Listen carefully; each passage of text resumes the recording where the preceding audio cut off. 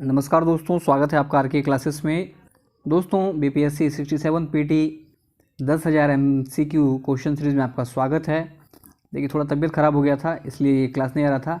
आज अपना टॉपिक है मौर्य वंश। इसमें जो भी इंपॉर्टेंट टॉपिक बनने वाले हैं उनको हम लोग रिवीजन करेंगे।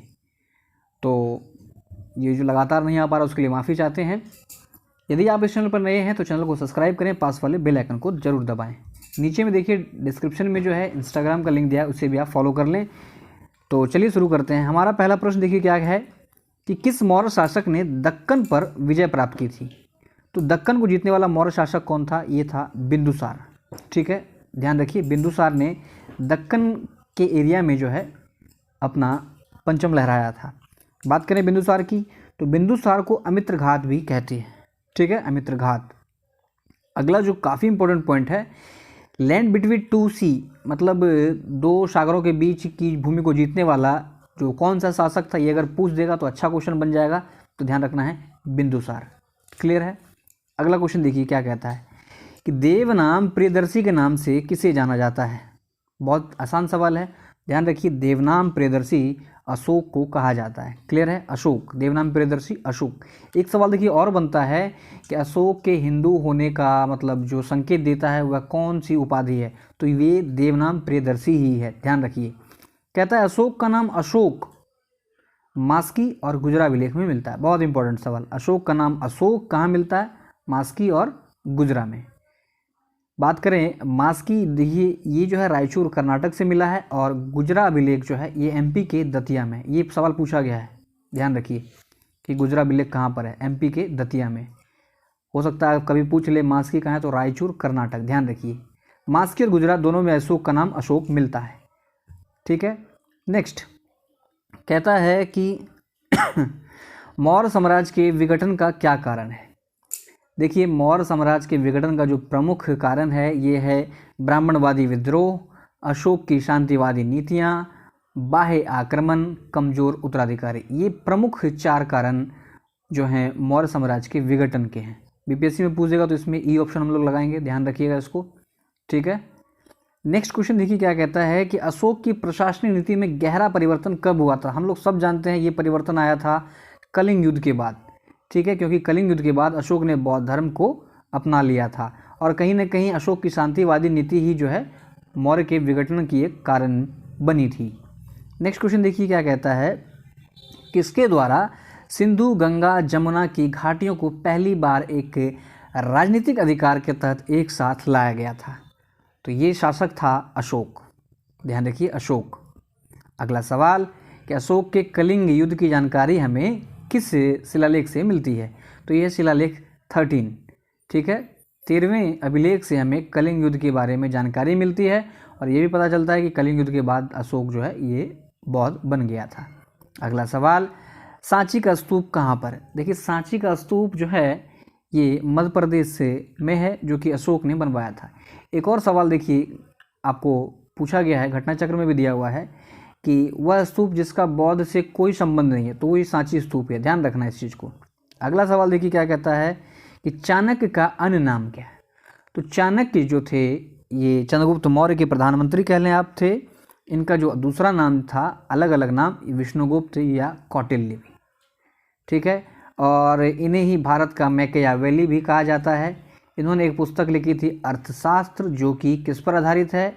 राजनीति पर आधारित है। ध्यान रखना इस चीज़ को। ठीक है, अगला सवाल, किस युद्ध के बाद अशोक ने धम्म अपनाया। अभी हम लोग देख चुके हैं कलिंग युद्ध के बाद अशोक ने धम्म को अपना लिया, धम्म की नीति को अपनाया, और कलिंग युद्ध के बारे में जानकारी जो है ये शिलालेख 13 में दिया गया है। क्लियर है। नेक्स्ट, अशोक के शिलालेख में प्रयुक्त भाषा, कौन सी भाषा का प्रयोग किया गया। देखिए, ये काफ़ी अच्छा क्वेश्चन है। इसमें देखिए प्राकृत भाषा का प्रयोग किया गया है, लेकिन देखिए सवाल किस तरह से बन सकता है। सर्वाधिक किस भाषा का प्रयोग किया गया, तो ब्रह्मी का सबसे ज़्यादा प्रयोग किया गया है। बात करें खरोष्ठी का जो मिला है ये हमें पाकिस्तान से मिला है, और ग्रीक एवं अरमाइक ये अफगानिस्तान से मिला है। इन चीज़ों को ध्यान में रखना है। सबसे ज़्यादा प्रयोग ब्रह्मी, खरोष्ठी पाकिस्तान से मिला है, ग्रीक अरमाइक अफगानिस्तान से मिला है, और शिलालेख में प्रयुक्त भाषा प्राकृत है। आगे देख लेते हैं। नेक्स्ट क्वेश्चन देखिए क्या कहता है कि भारत का सबसे पुराना राजवंश कौन सा है, तो इसे ये मौर्य वंश को माना जाता है सबसे पुराना राजवंश, ठीक है, जिसकी स्थापना चंद्रगुप्त मौर्य ने की थी। नेक्स्ट, चाणक्य किस शिक्षण केंद्र से संबंधित हैं? जो चाणक्य अभी हम लोगों ने देखा ना, विष्णुगुप्त कौटिल्य इन्हीं का नाम है, भारत का मैकियावेली, अर्थशास्त्र लिखा। तो ये पूछ रहा है कि ये व्यक्ति जो चाणक्य हैं ये किस शिक्षण संस्थान से संबंधित हैं, तो ये रिलेटेड है तक्षशिला से। तक्षशिला, बात करें तक्षशिला की तो ये सिंधु और झेलम के बीच स्थित है तक्षशिला। विक्रमशिला यूनिवर्सिटी, विक्रमशिला की बात करें तो ये धर्मपाल ने बनवाया था। नालंदा की बात करें कुमार गुप्त ने बनवाया था, और इन दोनों को नष्ट करने वाला था बख्तियार खिलजी। अगला सवाल, अशोक के काल में बौद्ध संगीति कहाँ हुई थी? तो ये हुई थी पाटलिपुत्रा में। कौन सा? तीसरा। बात करें तीसरे बौद्ध संगीति के अध्यक्ष की तो ये थे मोगलीपुत्तिश, ठीक है। और पाटलिपुत्र की स्थापना की बात करें तो ये उदयन ने पाटलिपुत्र को स्थापित किया था। देखिए ए के पहले भी हम लोग डिस्कस कर चुके हैं, अजातशत्रु, कालाशोक, अशोक, कनिष्क, इस तरह से जो है इनके काल में बौद्ध संगीति हुई थी। बात करें तीसरे का तो ये पाटलिपुत्र में हुआ। पाटलिपुत्र की बात करें तो ये इसकी स्थापना उदयन ने की थी, और तीसरे बौद्ध संगीति का अध्यक्ष मोगलीपुत्तिश था। अगला देखिए, टोपरा स्तंभ जो है ये दिल्ली लाया था फिरोज शाह तुगलक ने। फिरोज शाह तुगलक ने इसे दिल्ली में स्थापित किया था टोपरा स्तंभ को। अगला सवाल, अशोक ने साम्राज्य में न्याय करने हेतु किसकी नियुक्ति की थी? तो ये नियुक्ति की गई थी राजुका या रज्जुक, ठीक है। बात करें अमात्य की तो जिस प्रकार सिविल सर्वेंट होते हैं उस समय अमात्य का वो कार्य होता था। अगला सवाल, मौर्य युग के दौरान प्रसिद्ध शैक्षणिक केंद्र कौन था? तो मौर्य की बात आए तो ध्यान रखना है तक्षशिला। तक्षशिला सिंधु और झेलम के बीच स्थित है। अगला सवाल, मौर्यों से पूर्व मगध पर किस वंश ने शासन किया था? तो मौर्य से पहले नंद वंश थे, ध्यान रखिएगा, नंद थे, मौर्य, NM उल्टा कर लेना है, नंद मौर्य। नेक्स्ट, वह मौर्य शासक जो सिकंदर का समकालीन था। तो चंद्रगुप्त मौर्य जो है ये सिकंदर का समकालीन था, ध्यान रखिएगा। नेक्स्ट, अंतिम मौर्य शासक तो ये थे बृहद्रथ, अंतिम मौर्य शासक बृहद्रथ, ठीक है। इसके सेनापति ने इसकी हत्या कर दी थी। अगला सवाल, इस सारनाथ के चिन्ह पर उत्कीर्ण जानवर कौन कौन से हैं? तो सारनाथ पर शेर है, बैल, हाथी, घोड़ा, ठीक है, शेर, बैल, हाथी, घोड़ा, इन चीज़ों को ध्यान में रखना है। अगला सवाल कहता है, मेगास्थनीज ने भारतीय समाज को कितने भागों में बांटा था? तो देखिए मेगास्थनीज जो कि चंद्रगुप्त मौर्य के दरबार में रहता था और सेल्यूकस निकोड्रा का राजदूत था, इसने भारतीय समाज को 7 भागों में बांट दिया था। क्लियर है?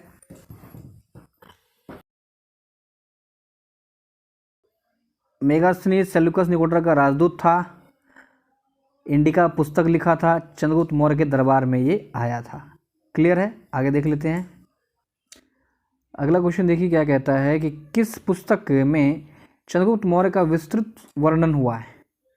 तो चंद्रगुप्त मौर्य के बारे में वर्णन किया गया है मुद्रा राक्षस में, जो कि विशाख दत्त ने लिखा है, ठीक है। बात कर लें बुद्ध चरित्र की तो अश्वघोष, मृच्छकटिका, शूद्रक, इन चीज़ों को ध्यान में रखिएगा, काफ़ी बार ये सारे प्रश्न जो हैं पूछे गए हैं। अगला सवाल, सप्तांग की धारणा जिसे अर्थशास्त्र में शामिल किया गया था, इसमें क्या क्या शामिल है? तो देखिए इसमें जो शामिल है राजा, अमात्य, जनपद, कोश, दुर्ग, सेना, मित्र। लेकिन देखिए सवाल आपसे पूछेगा कि सप्तांग की धारणा में सबसे अंतिम स्थान मित्र का है, ध्यान रखिए। अगला क्वेश्चन देखिए, मौर्य प्रशासन में सैन्य कार्यों के प्रभारी अधिकारी के रूप में किसे जाना जाता था? मतलब जो सैन्य प्रशासन में सैन्य कार्यों को करते थे तो ये थे रज्जुक। क्लियर है? अगला सवाल देख लीजिए क्या कहता है कि मौर्यकालीन समाज को 7 भागों में 7 वर्गों में किसने विभाजित किया था? तो ये मेगास्थनीज ने किया था अपनी पुस्तक इंडिका में। नेक्स्ट क्वेश्चन देख लेते हैं। कहता है कि बौद्ध धर्म अपनाने के लिए अशोक को प्रभावित करने वाला भिक्षुक कौन था? तो ये उपगुप्त के प्रभाव से अशोक ने बौद्ध धर्म को अपना लिया था। नेक्स्ट, अर्थशास्त्र विषय आधारित है किस पर? तो देखिए अर्थशास्त्र जो है ये राजनीतिक नीतियों पर आधारित है, या कह लें राजा के कर्तव्यों पर आधारित है, पॉलिटिकल बुक है ये, ठीक है। बात करें इसकी तो इसे कौटिल्य या जिसे चाणक्य या विष्णुगुप्त ने लिखा था, ठीक है, ध्यान रखिए इस चीज़ को। नेक्स्ट, मेगास्थनीज को किसने भेजा था? तो मेगास्थनीज सेल्यूकस निकोटर का एक राजदूत था जो कि चंद्रगुप्त मौर्य के दरबार में आया था।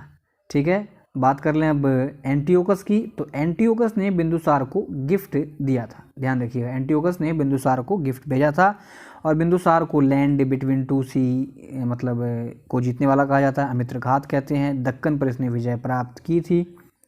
नेक्स्ट, पाटलिपुत्र के प्रशासन का वर्णन हमें मिलता है किसमें? तो इंडिका में। बात करें इंडिका की तो मेगास्थनीज ने लिखा था। मेगास्थनीज ने भारतीय समाज को 7 भागों में विभाजित किया था। पाटलिपुत्र का इसने वर्णन किया है। पाटलिपुत्र की स्थापना उज्जैन ने की थी और पाटलिपुत्र में तीसरा बौद्ध संघ थी मोगलीपुत्र के अध्यक्षता में अशोक के काल में संपन्न हुआ था। अगला सवाल कहता है कि उत्तराखंड में कहाँ अशोक का लेख मिला है? तो उत्तराखंड के कलसी में, ध्यान रखिए, कलसी में जो है अशोक का लेख मिला है। बात कर लें कलसी में जो मिला है इसे खोजा था अलेक्जेंडर कनिंघम ने, ध्यान रखिएगा। और कलसी उत्तराखंड के कलसी में जो लेख है वो ब्राह्मी लिपि में, क्योंकि हम लोग पहले भी बात कर चुके हैं कि ब्राह्मी लिपि का जो है सर्वाधिक प्रयोग किया गया है। ठीक है, देखिए यहाँ पे लिखा हुआ है अशोक का सर्वाधिक लेख जो लिखा गया है इसी लिपि में, ब्राह्मी में, और इसे खोजा था अलेक्जेंडर कनिंघम ने। और अलेक्जेंडर कनिंघम को पुरातत्व विभाग का डायरेक्टर जनरल उस समय था। इसी से जनक वगैरह भी कुछ कहा जाता है, आप देख लीजिएगा। नेक्स्ट, चंद्रगुप्त मौर्य ने किसे हराया था? तो चंद्रगुप्त मौर्य ने सेल्यूकस निकोटर को हरा दिया था। ठीक है, सेल्यूकस निकोटर को चंद्रगुप्त मौर्य ने हरा दिया। उसके बाद उसकी बेटी थी हेलेना, उससे चंद्रगुप्त मौर्य ने शादी कर ली थी। और ऐसा कहा जाता है कि इसने मतलब उसकी रणनीति को जानने के लिए, मतलब मौर्य की रणनीति को जानने के लिए मेगास्थनीज राजदूत भेज दिया था दरबार में।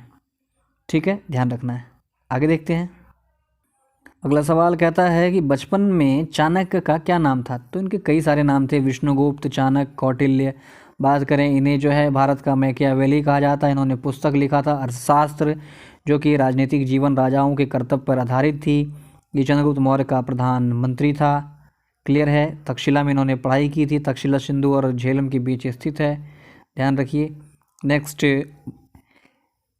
पॉइंट की अगर बात करें अलेक्जेंडर के बारे में, तो कहता है अलेक्जेंडर जो है ये मकदूनिया से आया था। अलेक्जेंडर ने पोरस से लड़ाई की थी झेलम नदी के किनारे, जिसे हेडस्पीच का युद्ध भी कहा जाता है। और अलेक्जेंडर के सामने पहला अम्बी जो है, अम्बी नाम का पहला राजा था जिसने घुटने टेक दिए थे। अम्बी नाम से कुछ आपको याद आ रहा है शायद, एक साउथ मूवी है अपरिचित का, उसमें अम्बी नाम रहता है, ध्यान रखिए। नेक्स्ट क्वेश्चन देखिए क्या कहता है कि अंतिम मौर्य सम्राट कौन था? तो ये थे बृहद्रथ। बृहद्रथ जो है ये अंतिम मौर्य सम्राट था, क्योंकि देखिए इसका सेनापति जो पुष्यमित्र शुंग थे उसने बृहद्रथ को मार दिया और एक नए वंश की स्थापना की। क्लियर है, ध्यान रखना है, शुंग वंश की। पुष्यमित्र शुंग का बेटा था अग्निमित्र। इसको प्यार हो गया था मालविका नाम की एक महिला से। ठीक है, तो इन दोनों की केमिस्ट्री को लिखा था जिसे कहा जाता है मालविकाग्निमित्रम। ठीक है,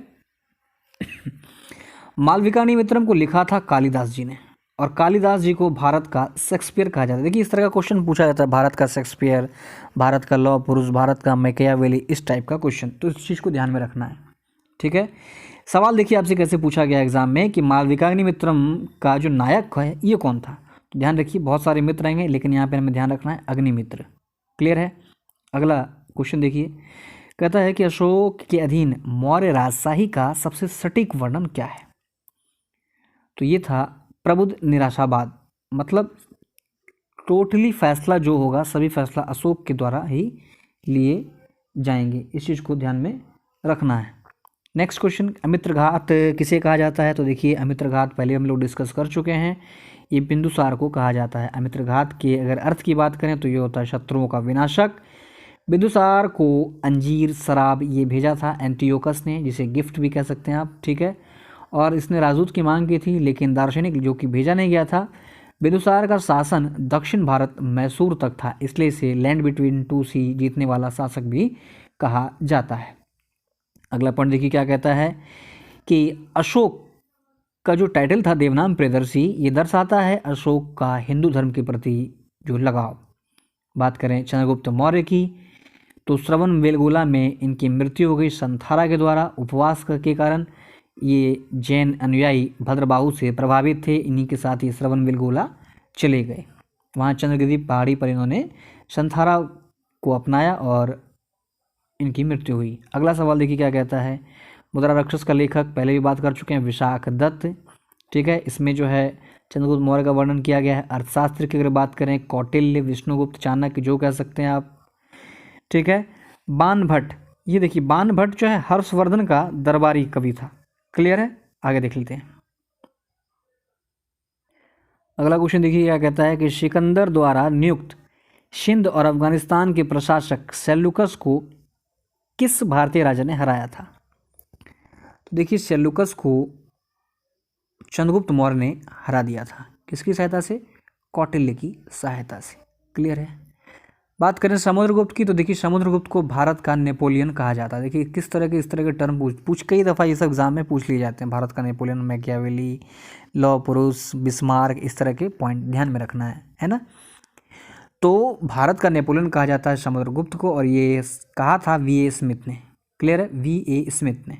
नेक्स्ट कहता है कि कौटिल्य का जो अर्थशास्त्र पुस्तक है ये विभाजित है। तो देखिए ये 15 अधिकरणों में विभाजित है कौटिल्य का अर्थशास्त्र। इसमें कुछ इंपॉर्टेंट बात करें तो देखिए इसमें दंड का प्रावधान है, प्रशासन, गुप्तचर, राजनीति इत्यादि पर चर्चा की गई है। राजाओं के कर्तव्य के बारे में लिखा गया है। ठीक है, जो कि लिखा था कौटिल्य ने, ऑब्वियस यहाँ पर लिखा हुआ है। नेक्स्ट, कौटिल्य किसके प्रधानमंत्री थे? तो अभी देखिए हम लोगों ने बात किया चंद्रगुप्त मौर्य के प्रधानमंत्री थे। चंद्रगुप्त मौर्य ने नंदवंश के शासक घनानंद को हरा करके मौर्य वंश की स्थापना की थी, जिसमें कौटिल्य ने इसकी सहायता की थी। क्लियर है।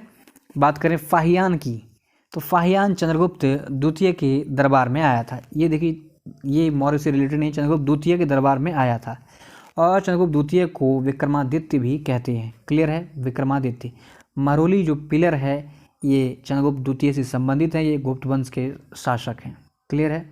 नेक्स्ट कहता है कि चंद्रगुप्त मौर्य की सेंड्रोकोटस के रूप में किसने पहचान की थी?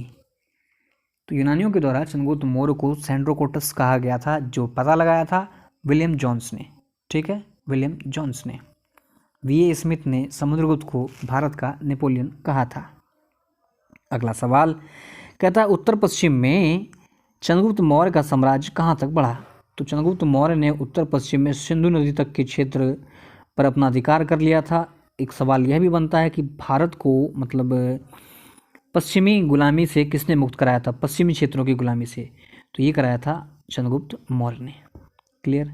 नेक्स्ट कहता है सांची स्तूप किसने बनवाया था? सांची स्तूप जो है एमपी में है, ये अशोक ने बनवाया था। बात करें अशोक का एक अभिलेख है जिसका नाम है रुम्बेनदेही अभिलेख।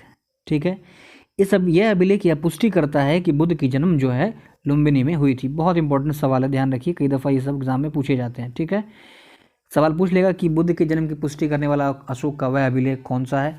तो रुम्बेनदेही अभिलेख। अगला सवाल देख लीजिए क्या कहता है कि अशोक के शिलालेख में किस दक्षिण भारतीय साम्राज्य का उल्लेख नहीं है? तो ध्यान रखना है, ये तो ऑप्शन पर बेस्ड है लेकिन बहुत सारे नहीं है। बात करें सातवाहन का, सातवाहन का नहीं, क्यों? क्योंकि ये गुप्त का समकालीन था, तो मौर्य में कहाँ से आएगा? बात करें किसका उल्लेख है? देखिए चोल, पांड्या, इन सभी का उल्लेख है। अगला सवाल कहता है कि अशोक के नाम का उल्लेख है। तो देखिए अशोक का नाम अशोक मिलता है किसमें? मास्की में और गुजरा में। गुजरा अभिलेख एमपी के दतिया में है, मास्की रायचूर कर्नाटक में। पुराण में अशोक को अशोक वर्धन कहा गया है। बात करें भाब्रू की तो भाब्रू में अशोक ने स्वयं को मगध का सम्राट घोषित किया था। ये सवाल भी पूछा गया है कि किस लेख में अशोक ने स्वयं को मगध का सम्राट घोषित किया, तो वो है भाब्रू।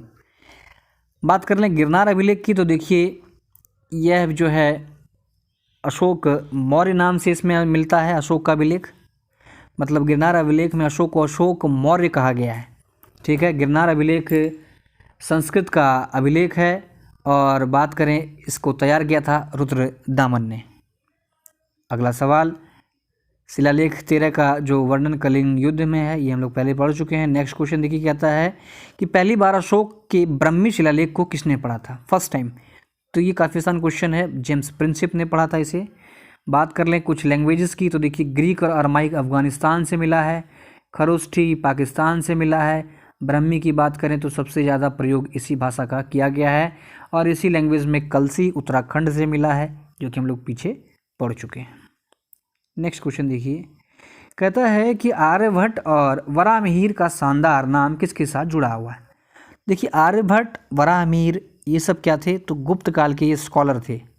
ठीक है, वराहमिहिर की बात करें तो इन्होंने पंच सिद्धांतिका, बृहद संहिता, बृहद जातिका नामक पुस्तक लिखी थी। ठीक है, ये सब पूछा जाता है, ध्यान रखिएगा। पंच सिद्धांतिका तो कई दफ़ा पूछा गया है, इंपॉर्टेंट है। अगला देखिए, इसी में कहता है कि जीरो का आविष्कार, सूर्य ग्रहण, चंद्र ग्रहण, सूर्य के चारों ओर पृथ्वी घूमती है, ये सारा बात आर्यभट्ट जी ने बताया था। क्लियर है। नेक्स्ट कहता है कि मौर्य साम्राज्य की राजधानी कहाँ थी, तो ये राजधानी थी पाटलिपुत्र। पाटलिपुत्र की बात करें तो उज्जैन ने इसे स्थापित किया या बसाया, जो कह लें आप। और पाटलिपुत्र में ही तीसरा बौद्ध संगीति हुआ था अशोक के काल में। क्लियर है। बात करें तीसरे बौद्ध संगीति की, तो उसका अध्यक्ष था मोगलीपुत्तिश, जिन्होंने अभिधम पिटक लिखा था। अगला सवाल देख लेते हैं क्या है। कहता है अशोक ने पूरे भारत और सिलोन में बौद्ध धर्म का प्रचार किस प्रकार किया था। तो अशोक ने भारत और भारत के बाहर जो बौद्ध धर्म का प्रचार किया, इसके लिए अशोक के द्वारा धर्म महामात्यों को भेजा गया। इसके अलावा अशोक ने धर्म महामात्यों के अलावा अपने बेटे महेंद्र और बेटी संघमित्रा को भी श्रीलंका भेजा था। अगला सवाल, भारत आने वाला पहला विदेशी कौन था, तो ये था मेगास्थनीज को माना जाता है भारत आने वाला पहला विदेशी। बात करें पहला चीनी, तो ये फाहियान था, जो कि चंद्रगुप्त द्वितीय के काल में आया था। आगे देख लेते हैं। बात करें ह्वेनसांग की, तो ये देखिए ह से ह्वेनसांग, ह से हर्षवर्धन।